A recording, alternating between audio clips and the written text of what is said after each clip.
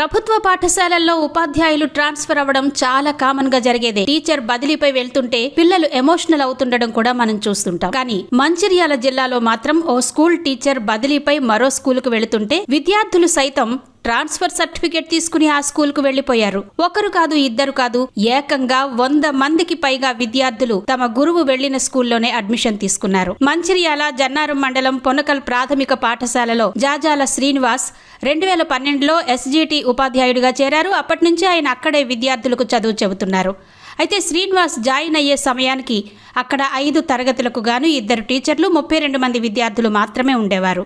శ్రీనివాస్ పిల్లలతో చాలా ప్రేమగా, ఆప్యాయంగా మాట్లాడుతూ ఆటపాటలతో వారికి ఈజీగా అర్థమయ్యే విధంగా పాఠాలు బోధించేవారు.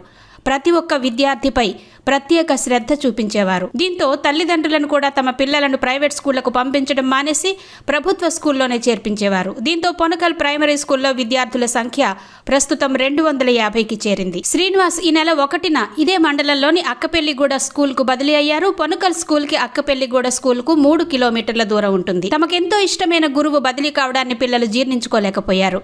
సార్ ఎక్కడుంటే మేం కూడా అక్కడే చదువుతామని పట్టుబట్టారు. దీంతో ఈ నెల 2-3 తేదీల్లో ఏకంగా 133 మంది పిల్లలు అక్కపెల్లిగూడ బడిలో చేరారు. జూన్ 30 వరకు అక్కపెల్లిగూడ స్కూల్లో కేవలం 21 మంది స్టూడెంట్స్ ఉండగా ఇప్పుడు 154 మందితో కళకళలాడుతోంది.